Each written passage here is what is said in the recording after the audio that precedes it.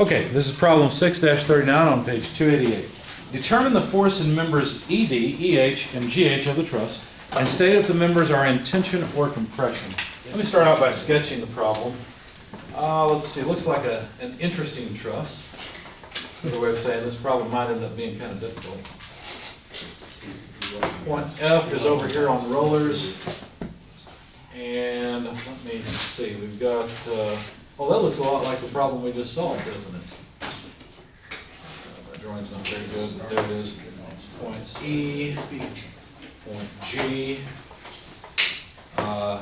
H is here, D is here. There's an external force of 50,000 newtons and 40,000 newtons at D and E respectively. Dimensions are 2 meters.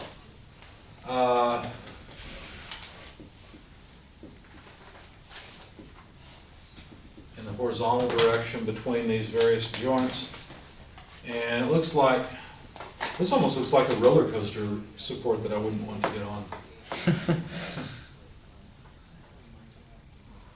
So let's see, something like maybe that. There and there. I actually like roller coasters quite a lot. And here's A. We've got a pin joint back to ground down at A. There's B. And I think we've got everything except for a horizontal load of 40 kilonewtons at B and a horizontal load of 30 kilonewtons at C. Vertical spacing 1.5 meters despite my poor drawing. Okay. Did I miss anything? I think that's it. So let's figure out exactly which sections we want to solve because, you know, the method of joints would not be ideal here. Why not? There's a lot of work, right? We want to be efficient, not stupid. All right, so ED right there. EH. Oh, I forgot a member, didn't I? Yeah. Oh, yeah. There we go. EH, we're interested in that one. And, oh good, GH, they made our life easy. Thank you so much for making our life easy and not making us calculate everything on this thing. So we just want to know the force in each of these three members and to see whether it's in tension or compression. How would you start this problem? What would you do? Maybe try and find the reaction. I think what I'd do is get the reactions also. I think I'd take an overall free body diagram, and what will happen is the effect of all of the forces will be present in the reaction.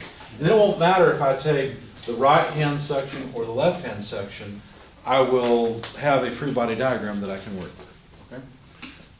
So, let's see, if we take the overall structure, and I won't draw all the detail, let me just draw it as if it's a solid body of some type. It's basically what it looks like. We've got an Fy here, an Ay, and an Ax. And of course I'm using the typical XY coordinate system. Okay? So, what would you recommend that I do next? Sum the moments about it. How about if I add all the forces that are actually on this thing? That might be a good idea, and draw it properly, that might help too. I wouldn't sum forces, I would actually sum moments. About what point? About A, exactly. Okay, so 50 and 40, there we go. So the first thing I would do, sum of moments about point A, counterclockwise positive equals 0 equals what? Well, let's see. The 40 kilonewton load is going to cause a positive moment with moment arm 1.5 meters. Does everybody see that? What's the moment arm for the 30 kilonewton load? That should be a 2 meter. There's 2 40 kilonewton. Oh, Yeah. Yeah, I'm dealing with the horizontal forces first. I'm dealing with this one. okay. Yeah. I'm just going around it this way. So 40 kilonewtons. What about this 30 kilonewton load? What is its moment arm? 3 meters. 3 meters. Okay, how about the moment arm for the 50 kilonewton force? 4 meters. No. Zero. Zero. Why? Because this force passes through the point that I'm summing moments about. If it was offset, like this one is, then it would have a moment arm.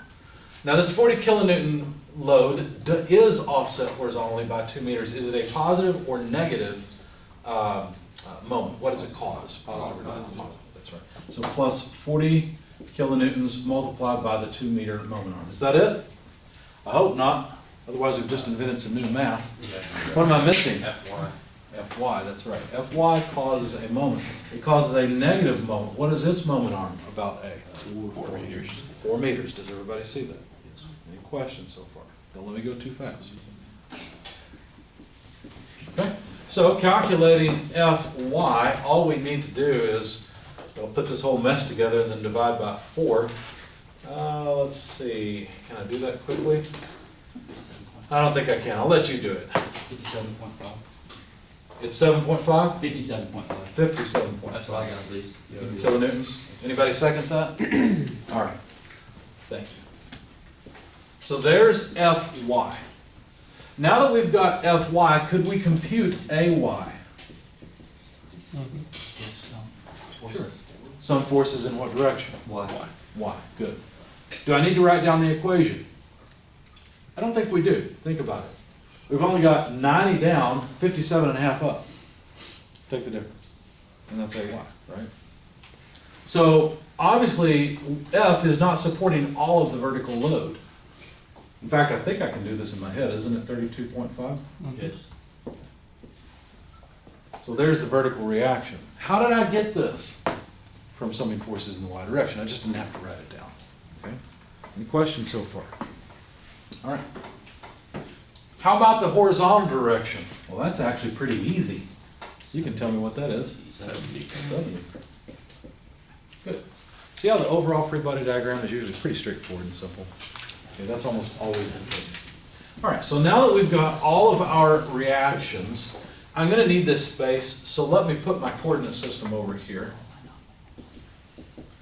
And let me put the reactions in, but in a different color, so I don't lose track of them as we go. Ay equals 32.5 kilonewtons, and Ax is 70 kilonewtons.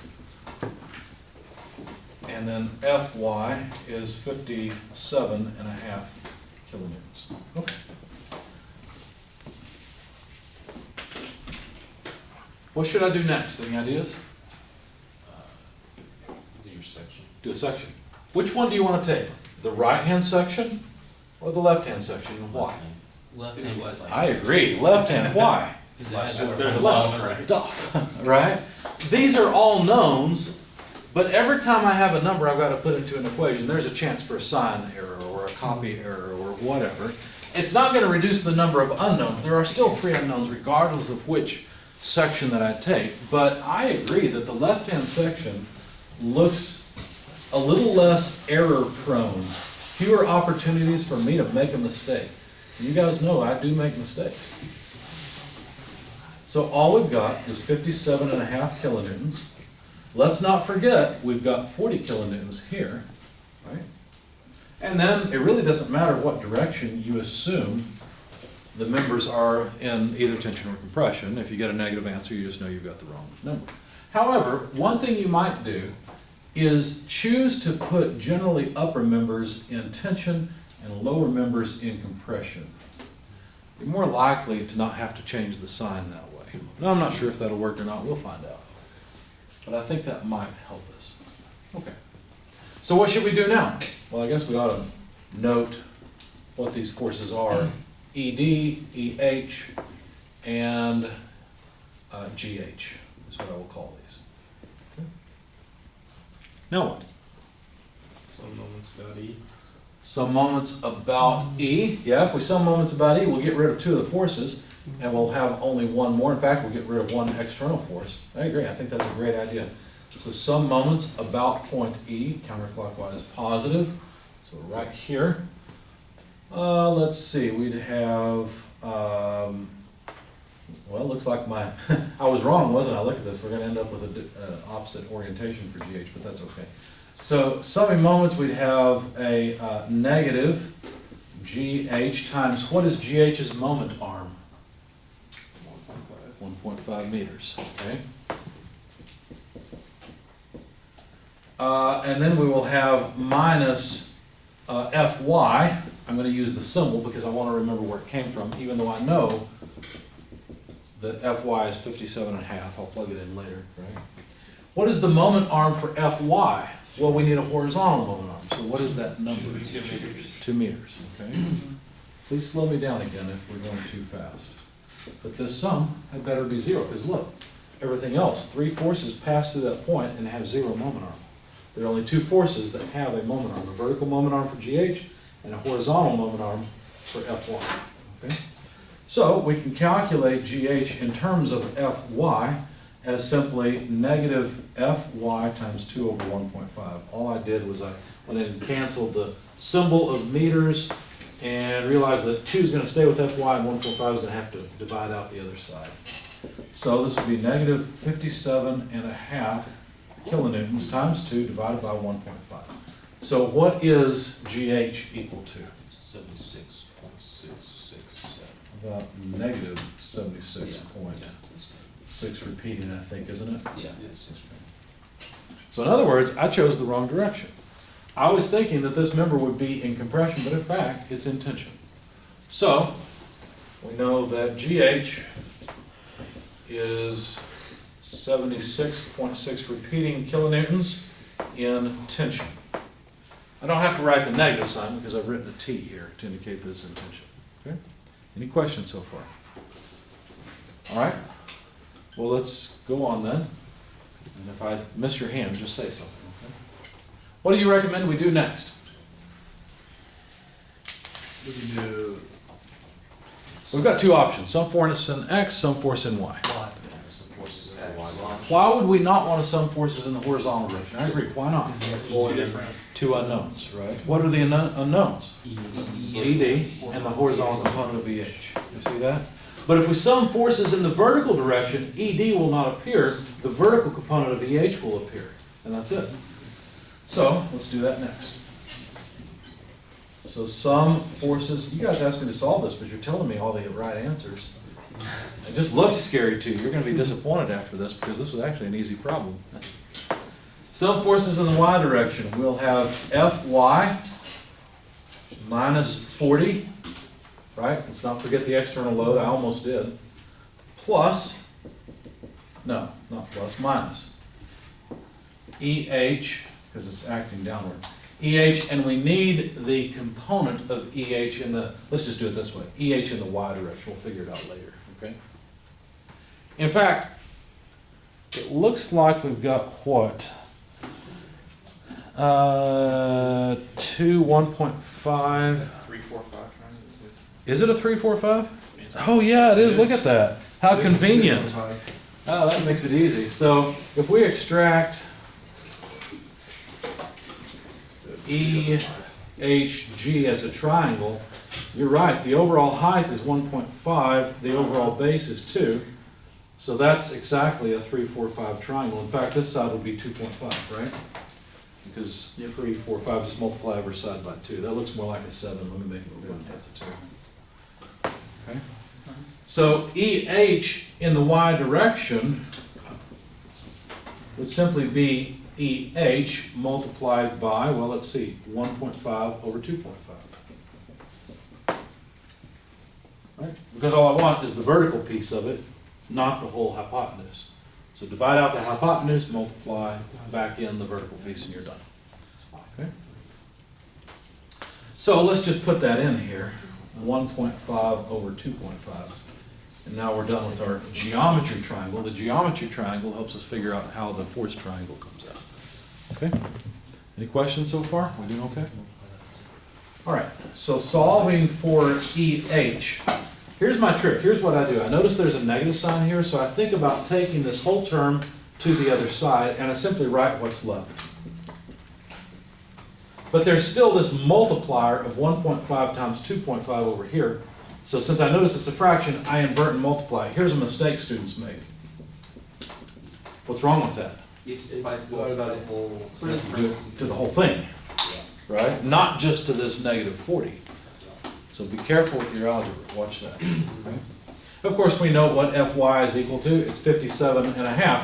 But why don't we just go ahead and do the math in our heads? Take 40 from here, and we're left with 17. about 17, not 1.7, 17 and a half kilonewtons inside the parentheses times 2.5 over 1.5. Of course, the 2.5 and 1.5 have units of meters, but yeah, it's fine. So, tell me the magnitude of the force in EH, please. 29.6. 29.6 repeating? 1.6. 1.6, thank you. It's compression. Yeah, we ended up with a positive number. So what that means is that, yeah, the member is pulling on this point, so yes, the member is in tension. Good.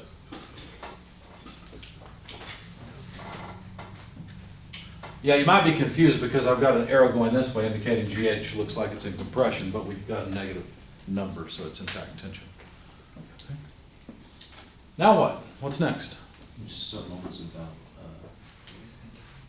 How about if we sum forces in the horizontal direction? Yeah. If we've already used a moment equation, you could, but I would prefer to simply sum forces. It's usually simpler. could you not, take another section, and like, and do like a If we take sum it- on H? If we take another section, what will happen is we'll end up with other unknowns that we're not interested in. So that would be inefficient. But I like your idea of summing moments about, say, point H instead. If you do that, then you'll have unknowns here. Now, they are redundant equations. So that's actually a way to check your work after you're done. So if we sum forces, and of course, you guys will get to know me. This is your first class with me. If there's a way to check, I'm going to do it. There's more than one way to solve the problem. Let's do it both ways, just to make sure. So summing forces in the horizontal direction, let's use that to get the last unknown ED and see what happens. Notice that the vertical forces, the externally applied force and the reaction don't appear, neither does GH. It's only, no, this will appear, I'm sorry. So let's see, in reality this force is positive to the right, so 76.6 repeating kilonewtons plus ED, and then plus EHX. I shouldn't have erased that triangle so quickly. It's 2 over 2.5. It is 2 over 2.5, exactly. Does everybody see that? See why it's that? Any questions on that? All right. Now we know the magnitude of EH, that is, oh, by the way, this sum has to come out to 0. The magnitude of EH is 29.16 repeating.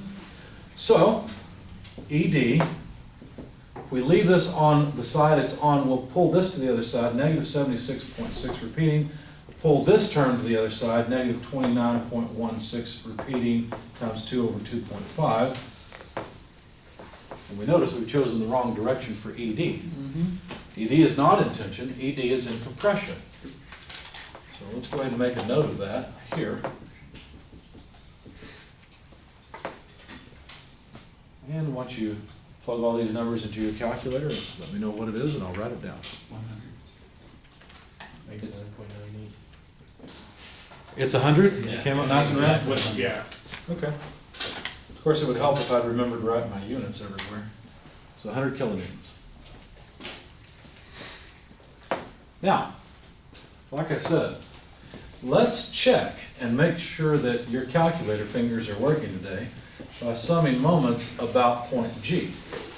If we sum moments about point G, GH will not appear in the equation, but of course Fy will. What's the moment arm for Fy again? 2 meters. 2 meters. Positive or negative moment? Negative, right. Negative Fy times 2 meters. I'll plug in Fy a little bit later. I want to know where it came from. Okay, what about the 40 kilonewton force? 0 moment arm passes through the point, don't have to consider it. How about ED? Negative. Let's be careful. ED is in compression, so maybe it would help me if I do this, so I don't make a dumb mistake. Change the direction so that they're actually the correct direction. Let's do that just to make sure. Positive. Okay, so yes, ED will cause a positive moment. What is its moment arm? 1.5 meters, good. What about EH? Positive or negative? Negative EH in the horizontal component, or in the horizontal direction, times a 1.5 meter moment arm, whose sum comes out to 0. Now, I like to do this, put a question mark on that, because I already have numbers. There are no unknowns here. I know all of these things, right? Or at least I can get them. For example, EHX, I don't know the number for that yet, but it's pretty straightforward. So I like to put the question mark here and say, okay, does this really work? Well, FY 57, try again. Tried to write the 7 before I wrote the 5, it didn't work very well. 57.5 kilonewtons, I'm gonna drop the units, they're all kilonewtons in meters, that way I don't have to write them over and over again. ED is 100, that's easy, times 1.5. And then we need EH in the X direction. Let me draw that triangle one more time, make sure we get it right. 2.5, 1.5 height, 2 meter horizontal. And if I want the horizontal component of EX, then it looks like it's 2 over 2.5. So we need EH, which is 29.16 repeating times 2 over 2.5. Don't forget the 1.5 meters. Should be a question mark. Does that work? I don't know. Give it a shot, let's find out. Basically, this is 150. So is 2 times 57.5 plus this mess equal to 150? It is? Good. So it worked. So we're able to verify with a not independent equation at some of the moments that we didn't make a boneheaded mistake somewhere along the way. So now we have a solution. Notice that what intimidated you about this problem likely was the fact that there were so many joints. And you said, oh my God, if I have to apply an equation, well, that's the nice thing about the method of sections. You don't have to solve every single joint. It doesn't matter. I may not know what the force is in all these other members, but apparently I couldn't care less. Right? Any questions?